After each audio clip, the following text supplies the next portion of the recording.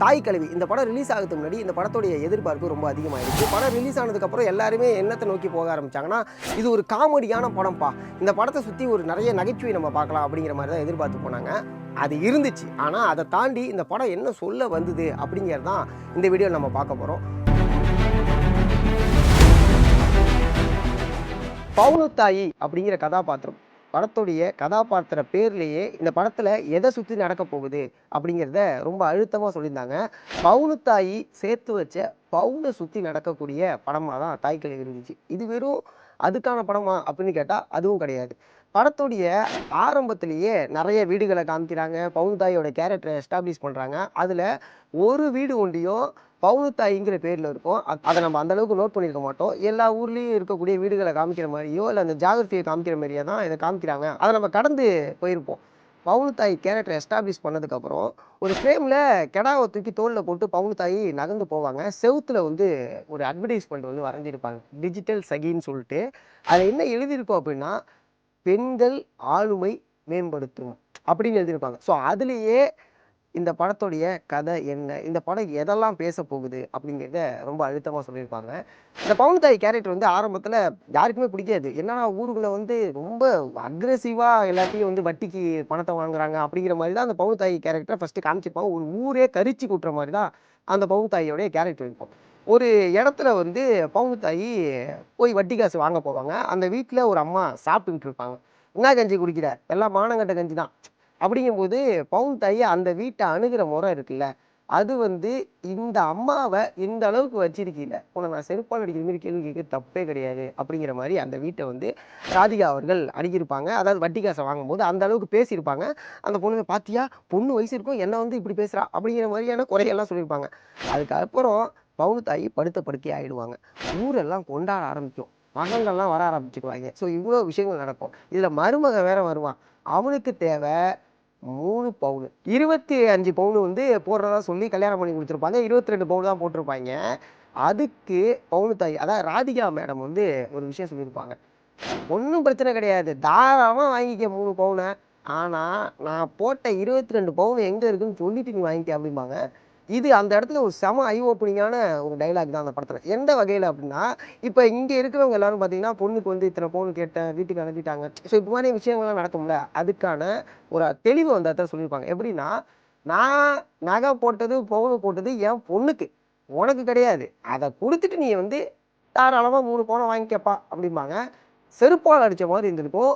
இந்த மாதிரியான ஆண்களுக்கு இது ரொம்ப அழகான ஒரு வசனமாக அந்த படத்துலையும், அதை தாண்டி அதில் சுற்றி நடக்கக்கூடிய ஒரு ட்ராமா சூப்பராக இருக்கும். என்னென்னா, ஏண்டா உன் வீட்டில் 6 மாதம் 6 மாதம் இது என்னென்னா, இந்த கூட்டு குடும்பமாகவோ இல்லை இந்த மகங்க வீட்டில் போய் வயசான காலத்தில் அம்மாலாம் தங்குவாங்க, அப்பாலாம் தங்குவாங்க. அப்போ 6 மாதம் இந்த வீடு 6 மாதம் அந்த வீடும்பாங்க.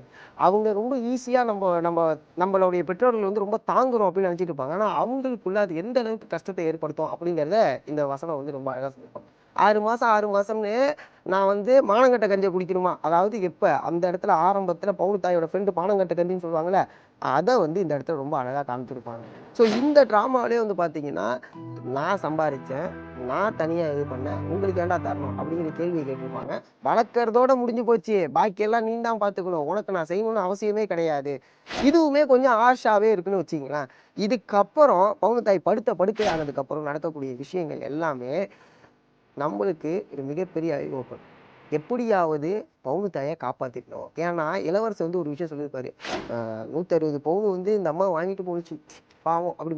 ஆகா 160 பவுன் இருக்கியா, எப்படியாவது பவுனுத்தாயை காப்பாற்றிட்டோம், அப்படி அம்மாவை காப்பாற்றிட்டோம் அப்படின்னா அந்த 160 பவுன் நமக்கு தான் அப்படிங்கிற மாதிரி அவங்கெல்லாம் சண்டை போட ஆரம்பிப்பாங்க. மாப்பிள்ளைக்கு தேவையா 3 பவுனு தான். முனிஷ்காந்த் கிட்ட இந்த விஷயத்த மறைச்சி வச்சு மாப்பிள்ளைக்கு தெரியாத மாதிரி பார்த்துக்கிறா அப்படிங்கிற ஒரு சினாரியோஸ் போயிட்டு இருக்கும். ஒரு கட்டத்துக்கு மேலே மாப்பிள்ளை கண்டுபிடிச்சிடுவாரு. அப்போ இது எனக்கு வேணும் அப்படின்னு சொல்லிட்டு அங்கே ஒரு சினாரியோஸ் நடக்கும். ஒரு சீனில் கடுப்பாகி ரொம்ப காசு செலவாயிடுச்சு, இதுக்கப்புறம் தான் இந்த அம்மா காப்பாற்ற முடியா, விட்றா போட்டுண்டா நம்மளே தேடி கண்டுபிடிச்சி போண்டா அப்படிங்கிற மாதிரி முடிவுக்கு வந்துடுவாங்க. பாலசரவணன் கடுப்பாகி வெளில போயிடுவார். அதான் அண்ணன் தம்பி சண்டை நடந்து வெளில போயிடுவார். அந்த மொமெண்ட்டில் சொல்லக்கூடிய ஒரு ஒரு ஒரு சீன் ரொம்ப அழுத்தமாக நெஞ்சுக்கு நெருக்கமாக இருந்த சீன். என்ன அப்படின்னா, ரோட்லேயே ஒருத்தவங்களோட உயிரை எடுத்துருவாங்க. அதை இப்ப நம்ம என்ன சொல்லுவாங்கல்ல, கருணை கொலை அப்படிம்பாங்கல்ல. ஐயோ! ரொம்ப கஷ்டப்படுறாங்கப்பா, அவங்கள கொன்றுவோம்ப்பா. தலைக்கு ஊத்தல் இதெல்லாம் நம்ம கேள்விப்பட்டுருப்போம். தலைக்கு ஊத்துறதும்பாய்ங்க. ஸோ இந்த வகைய சார்ந்தது தான் அது. அத எந்த அளவுக்கு ஹேண்டில் பண்ணியிருப்பாய்ங்க அப்படின்னா, நல்ல நேரம் போயிடும்பா. அதுக்குள்ள அவங்களோட ஆத்மா சாந்தி அடையட்டும். இந்த ஒரு மூட நம்பிக்கைய அழகா அந்த இடத்துல உடைச்சிருப்பாங்க. அந்த ஆம்புலன்ஸ் டிரைவர் நெறைய ஆம்புலன்ஸ் டிரைவர் ஏன் நடு ரோட்ல வண்டிய நிப்பாட்டி வச்சு பஞ்சர் ஓட்டுறாங்க அப்படிங்கிறதுக்கான காரணங்கள அங்க ரொம்ப அழகா காமிச்சிருப்பாங்க. அந்த இடத்துல பாலசரவணனுக்கு ஒரு ஐயோ! போகும். இந்த சீன் முடிஞ்சிருச்சா? ஓகே. பசங்கலாம் திருந்திட்டாய்ங்க. அப்ப மருமகன் என்ன பண்றது? மருமகள்லாம் பணத்துக்காக நகைய கட்டி குடுத்தாய்ங்களே, அவங்க என்ன? அப்படின்னு கேள்விக்கு ரொம்ப அழகான ஒரு இடம் வரும். என்ன அப்படின்னா, ராதிகாவுக்கு 3 பசங்க, 1 பொண்ணு. அந்த பொண்ணு வீட்ல இருக்கும். அது பாட்டுக்கு சகஜமா அன்றாட வேலைகள பார்த்துட்டு இருப்பாங்க. மருமகள்லாம் கேட்க ஆரம்பிப்பாங்க. என்னன்னா, "ஏம்மா அம்மா படுத்த படுக்கையா இருக்கு. நீ மட்டும் சகஜமா இருக்க" அப்படின்னதுக்கு அந்த பொண்ணு உட்காந்து பேசும். அதான் ரேச்சல் உட்கார்ந்து அந்த இடத்துல பேசுவாங்க. என்ன பேசுவாங்க அப்படின்னா, "ஒரு பொண்ணா என்னாடி தனியா வாழ்ந்துக்க முடியும். நான் இந்த இடத்துல அழுதுகிட்டோ, இல்ல இந்த இடத்துல சுணங்கிக்கிட்டோ இருந்தேன்னா, எவ்வளோ நாள் ஆத்தா என்ன வளர்த்த வளர்ப்புக்கு பிரயோஜனமே இல்லாம போயிடும். இன்னும் இவ்வளோ ஏன் நான் கல்யாணம் அதாவது கல்யாணம் பண்ணிக்கிறதுக்கு மொத நாள் வரைக்குமே ஸ்கூலுக்கு போயிட்டு இருந்தேன். யாருக்கும் தெரியாம ஆத்தா என்ன அழைச்சிட்டு போச்சு. அதாவது இதெல்லாம் தாண்டி என் மகன் ஒத்துக்கிட்டான்னா, என் மருமகனையும் படிக்க உட்கார வைப்பான் அப்படின்னு சொல்லிட்டு உங்களோட இதையுமே சொல்லிச்சு. இத தாண்டி நீங்க சும்மா இருக்கும்போதெல்லாம் திட்டுறதுக்கு காரணம் என்ன அப்படின்னா, நீங்க ஏதாவது ஒண்ணு பண்ணணும். இவங்கள நம்பி இருக்கக்கூடாது. பெண்களா தனியா ஒரு இடத்துல போய் நிக்கணும். தலை நிமிர்ந்து நிக்கணும் அப்படிங்கிற ஒரு வசனத்த காமிப்பாங்க. இவங்க எல்லாருக்குமே செருப்பால அடிச்ச மாரி இருக்கும். வீட்ல இருக்கக்கூடிய மாமியார் வந்து நம்மள திட்டுறாங்க அப்படின்னு சொல்ற இடத்துல, சரி என்னய்யா நம்மளுடைய வாழ்க்கைக்காக இந்த அளவுக்கு யோசிச்சுட்டாங்களே அப்படிங்கிற மாரி இருக்கும். இது ஒரு பக்கம் இருக்கட்டும். ராதிகா வந்து படுத்த படுக்கையிலேருந்து கிளியர் ஆகி வந்துருவாங்க. வரும்போது, "சரி ஆத்தா இந்த ஞாயித்துக்கிழமை ஞாயித்துக்கிழமை எங்க போன? நகை வாங்க போலயா?" அப்படிங்கும்போது ஒரு ஒரு விஷுவல் ஒண்ணு காமிச்சிருப்பாங்க. எப்படி பார்க்கணும்னா, சின்ன வயசுல கட்டின புருஷன் சரியில்ல. குடிச்சுக்கிட்டும், குத்தியா வீட்டுக்கும் போயிட்டு இருக்காங்க. அப்ப புள்ளைகள பார்த்துக்கணும். ஒரு டெலிட்டரி சீனுமே இருக்கும். அதாவது அந்த டெலிட்டரி சீன்ல வந்து ரொம்ப அழகா ஒரு ஒரு வயித்துல நீயும், ஒரு கையில நானும், ஒரு கையில அண்ணனும் வச்சுக்கிட்டு, ஆத்தா நடந்து போகும்டா, கையில காசு இருக்காதுடா.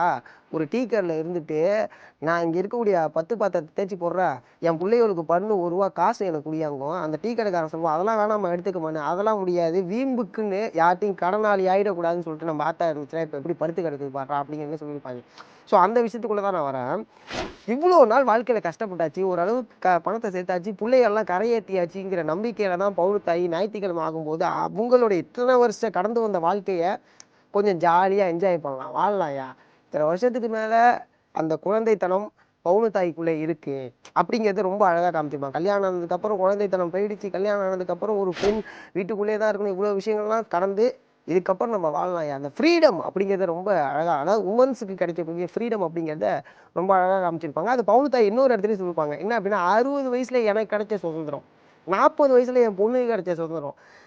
18 வயசுல அவ பொண்ணுக்கு கிடைக்க போற சுதந்திரம். அதுக்கப்புறம் பொறக்கும்போதே வரக்கூடிய குழந்தைகளுக்கு கிடைச்சிரும் அப்படிங்கிறத ரொம்ப அழகா அதாவது எந்தெந்த இடத்துல நம்ம என்னென்ன செய்யணும் அப்படிங்கிறத ரொம்ப சூப்பரா காமிச்சிருப்பாங்க. இன்னொரு சீனுமே இருக்கும். என்னன்னா, அதாவது படிக்க போறப்ப பஸ்ல இருக்கக்கூடிய 2 ஸ்கூல் ஸ்டூடண்ட்ஸ் வந்து இந்த லவ் பண்ணிக்கிட்டு பாட்டு பாடிட்டு இருப்பாங்க. அப்போ ஒரு 10 தலைமுறை ஆயிருக்கு படிக்க வைக்கிறதுக்கு இன்னும் ஆட்டக்காரி வேஷம் போட்டுட்டு இருக்கு. அதாவது 10 தலைமுறை ஆயிருக்கு பொண்ணுங்க படிக்கிறதுக்கு அப்படிங்கிறது அந்த இடத்துல ரொம்ப அழுத்தமா இது என்னதான் கிராமத்தை சுத்தி இந்த பவுனு தாயின்னு காமிச்சாலும் இது ஒரு முற்போக்கான ஒரு படம் அப்படிங்கிறத ரொம்ப அழகா நம்ம புரிஞ்சுக்க முடியும். பொழைக்கிற பொழப்புக்கு பொண்ணுக்கு சுதந்திரம் கிடைச்சா போதும். மத்ததெல்லாம் தானா கிடைச்சிரும் அப்படிம்பாங்க. என்னன்னா வேலைக்கு போறதுக்கான சுதந்திரம் இங்க பொண்ணுக்கு நம்ம குடுத்துட்டோம் அப்படின்னா, மத்த சுதந்திரங்கள் அவங்களுக்கு ஆட்டோமேட்டிக்கா கிடைக்கும் அப்படிங்கிறத ரொம்ப அழகா சொல்லியிருப்பாங்க. எல்லாம் நகர்ந்து மருமகளுக்கெல்லாம் நகைய பிரிச்சு குடுத்துருவாங்க. எல்லாருக்குமே ஒரு வகையான ஜஸ்டிஃபை கிடைச்சிரும். இந்த பொண்ணுக்கு என்ன ஜஸ்டிஃபைன்னு யோசிக்கும்போது, டிவோர்ஸ் சுதந்திரம் குடுத்துருவோம். அப்ப மாப்பிள வந்து கெஞ்சுவாரு. "ஐயா, அம்மா நான் பார்த்துக்கிறேம்மா." பொழுது மட்டும் இல்ல, பொண்ணும் போனா திரும்பி வராது அப்படிங்கிறது ரொம்ப அழகா சொல்லியிருப்பாங்க. என்ன அப்படின்னா, இந்த சாக்ரிஃபைஸ் பண்ணி வாழுமா வாழ்க்கைய. குடும்பம்னா இப்படிதான் இருக்கும். சண்டை சச்சரவு இல்லாம, "பரவாயில்லம்மா சேர்ந்து வாழுமா." அவனே வந்து கேட்கிறான். இப்படிலாம் சொல்லுவாங்கல்ல. அவிங்களுக்கான ஒரு பதிலா தான் இது இருந்துச்சு. பொழுது போனாலும் வராது. பொம்பள புள்ள போனாலும் திரும்பி வரமாட்டா அப்படிங்கிறத ரொம்ப அழுத்தமா சொல்லியிருப்பாங்க. ஃபைனலா முனிஷ்காந்தோடைய அவங்களுக்கு திருமணம் பண்ணி வைப்பாங்க. அது எந்த வகையில அப்படின்னா எல்லாருக்கும் ஒரு இது இருக்கும்ல. 2வது திருமணம் பண்ணும்போது, புள்ள வளர்ந்து கிடக்குறான். அ அவனுக்கு இருக்கும்போது எப்படி வந்து நம்ம கல்யாணம் பண்றது? வேணாம் அப்படிங்கிற ஒரு ஒரு தயக்கம் இருக்கும். ஆனா அவங்களுக்குள்ள ஒரு ஆசை இருக்கும். என்னடா நம்ம வாழ்க்கை இப்படி ஆயிடுச்சேன்னுட்டு. அந்த இடத்துல அவன் பையன்கிட்டயே போயிட்டு, உங்க அம்மாவுக்கு 2வது கல்யாணம் பண்ணிடுவாங்களா?" அப்படின்னு பொண்ணு தாய் கேட்பாங்க. "யாரு மாப்பிள்ளை?"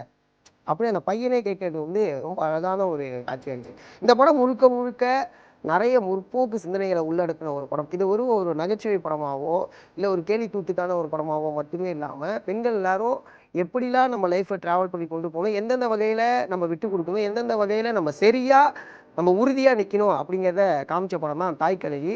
இந்த படத்தில் பவுன் தாய் கதாபாத்திரத்தில் நடித்த ராதிகா அவர்களுக்கும் இந்த படத்தை எடுத்த டைரக்டர் அவர்களுக்கும் மிகப்பெரிய ஒரு நன்றி.